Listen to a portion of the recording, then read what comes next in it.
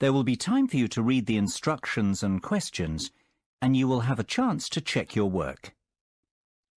All the recordings will be played once only. The test is in 4 sections. At the end of the test, you will be given 10 minutes to transfer your answers to an answer sheet. Now turn to Section 1. Section 1. You will hear a telephone conversation between an owner of a restaurant and a customer who is calling to find out information about food and prices at the restaurant. First, you have some time to look at questions 1 to 3.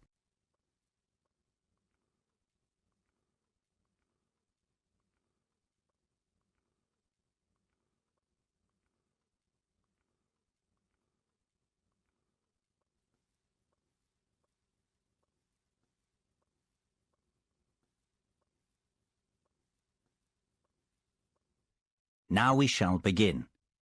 You should answer the questions as you listen, because you will not hear the recording a second time. Listen carefully and answer questions 1 to 3. Hello, Bellucci's restaurant. Sam speaking. How may I help you? Hi, my name's David Marsden, and I'm calling to ask about the offers I saw on the website for your restaurant. I'm thinking about organising a party for a friend's birthday. Yes, Mr. Marsden. What information would you like to know? You can call me David. Okay, great. So, David, what can I help you with? Well, first of all, I wanted to know if the 50% offer that you have on for certain dishes is valid for weeknights as well as on the weekend. The party may take place during the week, you see. Well, there are many dishes that are 50% off on weekends, and only a small number of dishes are 50% off during the week. For example, the spaghetti bolognese is 50% off on whatever day you come in during this month, and lasagnas and steaks are 50% off on our most busy days, which are Saturday and Sunday. Would you be able to do a discount on the lasagnas if there was a large group of people coming in during the week? We can only do a 25% discount. But we can do a 50% discount for large groups on any dessert you have with the lasagna. Well, that sounds like a good deal. There are many other offers that we have on at the moment as well. What about drinks? Are there any discounts on drinks? Yes, of course. For every 3 bottles of house red or white wine ordered, you will get a bottle free. So that is 4 bottles of wine for only about £25. If you order 2 bottles of champagne, you will get half a bottle free of charge as well. That sounds like a really good offer. Which house wine do you stock? Most restaurants have French house wine and sometimes Spanish, but I think most of my friends will want to drink Italian wine. We normally serve French as the house wine, but we will be able to find a nice Italian one instead if you prefer. That would be great. What about champagne? We will probably order at least 2 really good bottles. How much would a good bottle cost? Well, you're in luck, because the champagne used to cost £25 per bottle, but now it's only £20 per bottle, so you'll save £5. Before you hear the rest of the conversation, you have some time to look at questions 4 to 10.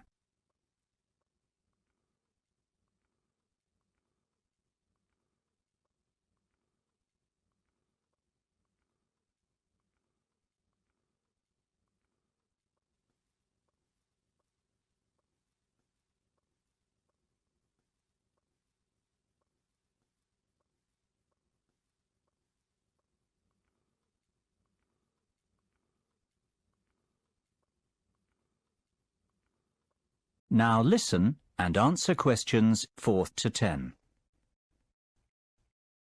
That sounds like a good price based on my experience. Now, what side dishes are on the menu that could be ordered with the lasagnas? Well, we have a range of side dishes. Some go better with the lasagna than others, but of course, it's your choice. The chef's special side dish is a chicken and cheese dish.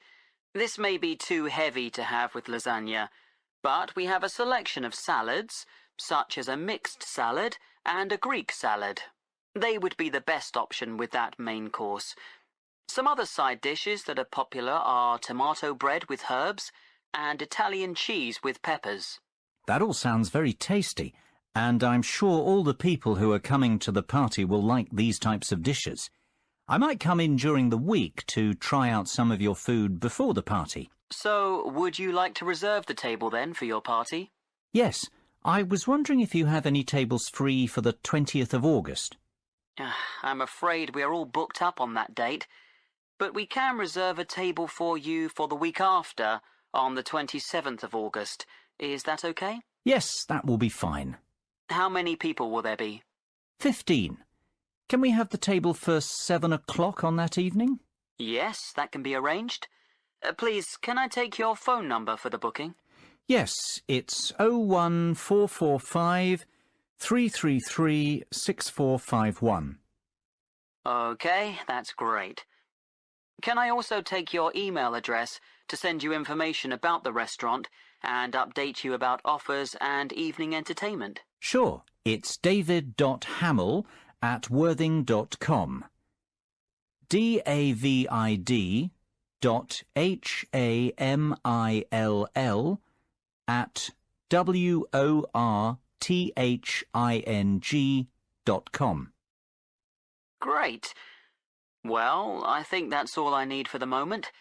We'll be in touch closer to the date when you'll be coming to the restaurant. If you want to ask anything or order anything special, we can cater for most requests. Yes, that would be good, as I'm sure I'll think of something. Bye-bye, David. Speak soon. That is the end of section 1. You now have half a minute to check your answers.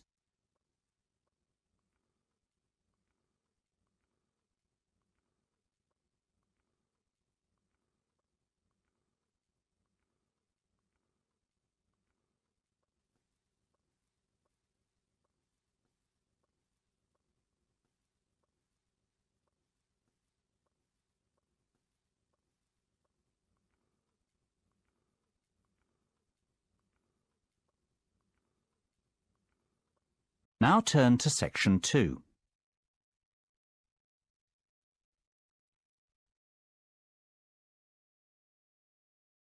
Section 2. You will hear an extract from a talk about the history of tennis. First, you will have time to look at questions 11 and 12.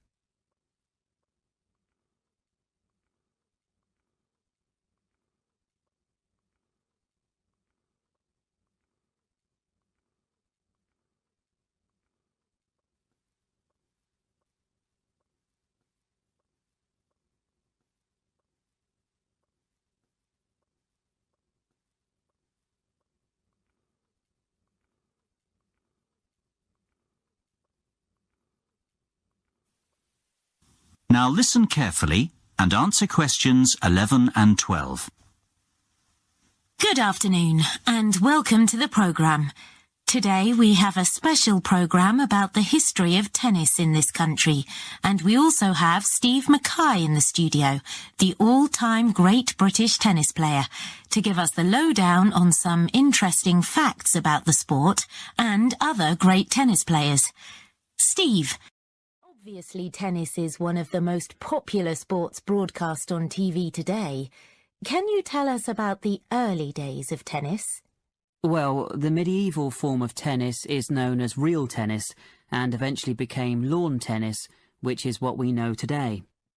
Real tennis changed over 3 centuries from an earlier ball game played around the 12th century in France. This had some similarities to handball. People would hit a ball with a bare hand and later with a glove. People say this game was played by monks in monasteries. By the 16th century, the glove had become a racket. Real tennis spread in popularity throughout royalty in Europe and was the most popular in the 16th century.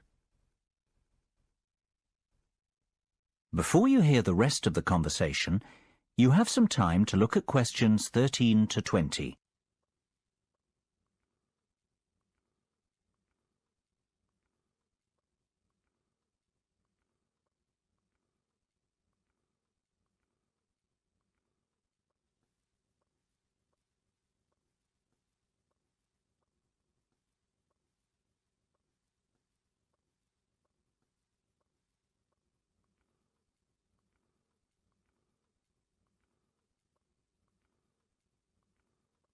Now listen and answer questions 13 to 20. It's amazing how the sport has changed then over time, and how technology has helped to advance it with the state-of-the-art tennis rackets that we have today. So, what about the players who will go down in history as the best at this sport? Who do you think will be remembered on the Wall of Fame? Well, obviously I have many favourites, and all tennis players have different styles and will be remembered for different aspects of their game. The first player, though, that has to be mentioned is the great Bjorn Borg. He will go down in history due to the fact that he won 11 Grand Slam singles titles between 1974 and 1981, 5 at Wimbledon and 6 at the French Open. Born in '56 in Sweden, Borg became the youngest winner of the Italian Championship just before his 18th birthday, and 2 weeks later he was the youngest winner of the French Championship. Borg is the only player in the Open era to have won both Wimbledon and the French Open in the same year more than once. Another very important tennis player is Boris Becker. He was born in 1967 in Lyman, West Germany, and he is a 6-time Grand Slam singles champion. Since he retired in 1999 from the professional tour, media work and his personal life have kept him in the headlines. An interesting aspect of his career is the fact that he was the youngest ever male Grand Slam singles champion, winning Wimbledon at 17 years, 7 months. Moving on to our next great player, we have Pete Sampras. He was born on August the 12th, 1971 in Washington, D.C., and during his 15-year career, he won 14 Grand Slam men's singles titles. His flair for the game was evident at age 3 when he discovered a tennis racket in the basement of his home and spent hours hitting balls against the wall. His parents are of Greek origin. He has given some truly unforgettable performances on the court over the years. The final player I will mention is the great Andre Agassi. He was born on April the 29th in 1970 in Las Vegas, Nevada. During his career, he won 4 Australian Open titles, 1 French Open, 1 Wimbledon, and 2 US Open, which gives a total of 8 Grand Slam titles.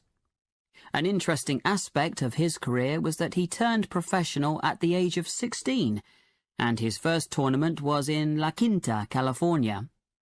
He won his first match against John Austin 6-4, 6-2, but then lost his second match to Mats Wilander 6-1, 6-1. By the end of the year, Agassi was ranked world number 91. These players really have achieved a great amount in their lives, and they will be talked about for years to come, especially when the Wimbledon Championships come round in June. Steve, which one is your ultimate favourite? Oh, I just can't answer that. They all evoke great memories in the world of tennis, and they have all contributed so much to the game. Their names will always be inscribed on the Wall of Champions. That is the end of section 2. You now have half a minute to check your answers.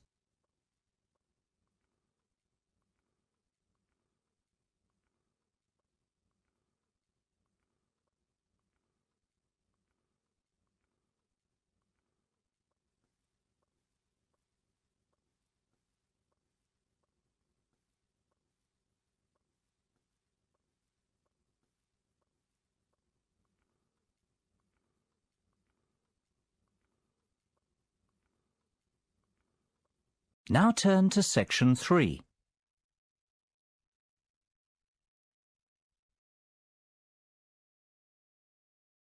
Section 3.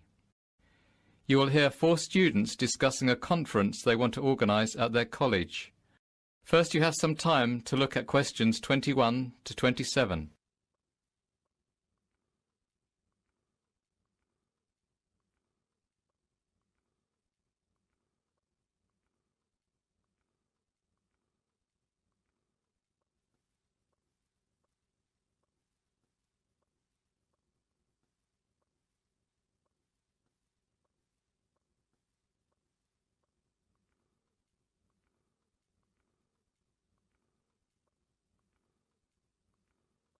Now listen carefully and answer questions 21 to 27. So, Mr. Peters has finally agreed that we can organise this year's college conference. So, we need to really go through all the most important items in order to establish a general schedule for the conference, and how we are going to put it all together. Yes, I agree. We can't leave things to the last minute, and there are quite a lot of good speakers who have offered their services for this conference. It's important that things go smoothly. Don't forget that Mr. Peters has been against the idea of this conference for the last 2 years. So we need to make it worthwhile and get at least 100 students to attend so that we can prove this is an event that students can benefit from. The most important thing we need to consider is the range of speakers who we will invite to the conference. If they are well respected in their different fields, then the students will be very keen to come and hear the talks. We don't have a massive budget either, so we have to negotiate on the fees that the speakers will charge. Sam, you mentioned before this meeting that you have had some calls from some interesting potential speakers. Can you give us the lowdown on the rough list that you have at the moment? Yes. The main person on my list, who is an expert in the field of business management, is Professor Harmon. He would be good at running workshops where students can discuss how to start a business, and he likes to include role plays, which make the sessions more interesting. Yes, I've heard of him, and people have told me that he is dynamic and interesting. He doesn't like just giving lectures. He likes to get the students involved more in the discussion. We should definitely send him a formal invitation. What about another area of study, such as maths?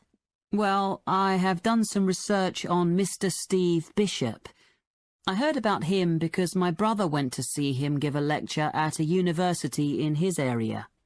Apparently, he is well respected among many universities in England for his knowledge in the field of maths. He has even done some research with some famous mathematicians. My sister studies maths at university, and I think he came to her university too, to give some extra lectures. He would be a good one to keep on the list. I could send the invitation to him if you want, Sam. That would be great, thanks. We have speakers now to talk about business and mathematics, so it would be a good idea to invite someone who is an expert in an arts subject, like English or drama.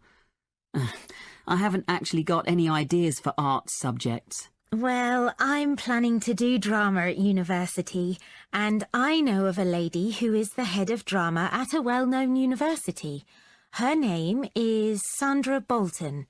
She would give some drama seminars where students can discuss aspects of theatre and production in smaller groups. I also know a professor called Mr. Max Wallington. He is a professor of English literature, and he would come and give a lecture about Shakespeare. I'll send invitations to Miss Bolton and Mr. Wallington then. Great! That's 2 art subjects covered then. The final main subject area we need to think about is science. Dave, you want to study biology at university, don't you? Do you know of any professors we can contact? Well, there's the famous Professor Sean O'Brien. He's done quite a lot of work in the field of genetics. I'm sure all the budding scientists will really want to come and hear him speak. As well as this, there's the mad scientist Jeff O'Hara, who is very knowledgeable about Albert Einstein, and he can come and talk about his famous theories. Perfect. Now that we have some speakers in mind to cover the main areas of study, we need to think about the administration and organisation of the conference. To start with, we need to send the invitations out to all the speakers we have agreed on school-headed paper. Kate, Lucy and I will take care of that. Dave, would you be able to contact a photographer to come and take pictures for the newsletter that will be printed after the conference? Yes, I know a good photographer who's come to the college for some other events. I will contact him as his photos were of really good quality. Lucy, would you be able to order the food and drinks? Which caterers do you think we should use? We don't want to spend too much money. We have about £400 to cover food and drink for 100 students. We need a selection of finger food and soft drinks. I will contact Flying Fish. They're quite cheap and they will do some discounts for us, as we've used them before at the college. Don't worry, Sam. I'll sort all that out. Excellent. We've covered a lot for today. I will book the main college hall and rooms 10, 11, 12 and 13 this week.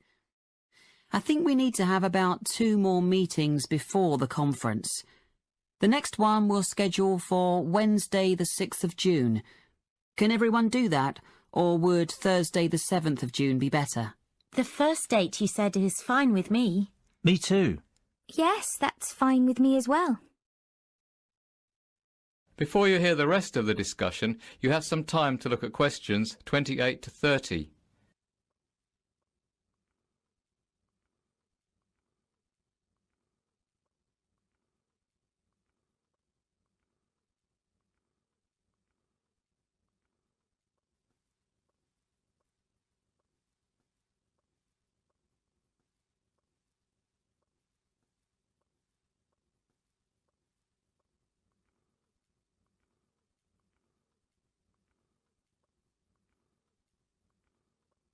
Now listen and answer questions 28 to 30.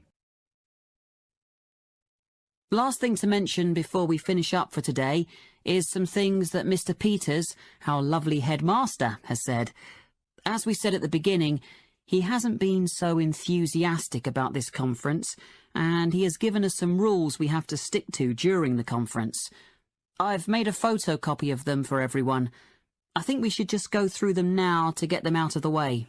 Good idea. Well, the first thing Mr. Peters said is that we have to make a record of all the students who attend the conference, as he wants those figures after the event to check that the money he gave us to organise it was worth it. He also wants to know which subject each of the students who attended is going to study at university, to show that we have provided suitable speakers at the conference. He said that he doesn't mind how many speakers we invite, as long as the lectures are well attended. The last requirement was that we help organise the travel arrangements for the speakers. We can discuss the details of this in the next meeting. That all sounds fairly easy to manage. Did Mr. Peters not say anything about tidying up the hall and the rooms after? I would have thought that he would have said something about that. That wasn't something on the list. I could check with him, but the cleaners who clean the college on a regular basis might tidy everything up. They would just have to be paid a bit more. I don't think the conference will produce too much mess anyway. It would be good to get some help with all that anyway. Yes. So, that's everything then. Let's go for lunch now. I'm starving. We can speak about the next lot of things at the next meeting. That is the end of section 3. Now you have half a minute to check your answers.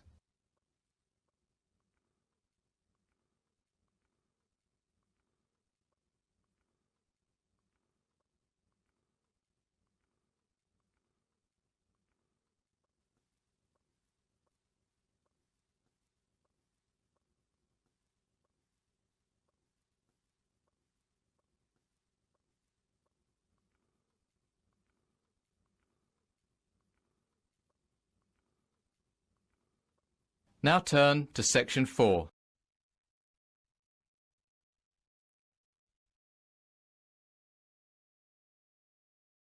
Section 4. You will hear part of a lecture about healthy eating. First, you have some time to look at questions 31 to 40.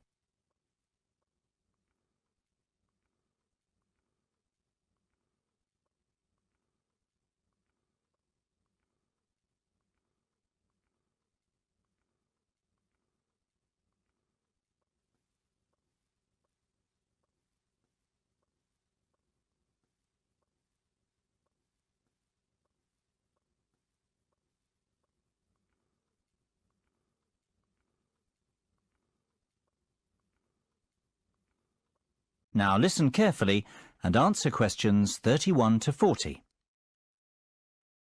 I'd like to introduce our speaker today, who has come all the way from Manchester. Dr. Paul Harold, the head of research in nutrition at Manchester University.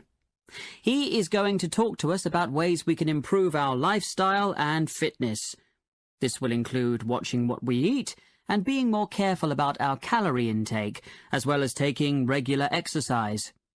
This is an important current issue, as many people eat too much junk food, and the nation as a whole is fatter than it was 100 years ago.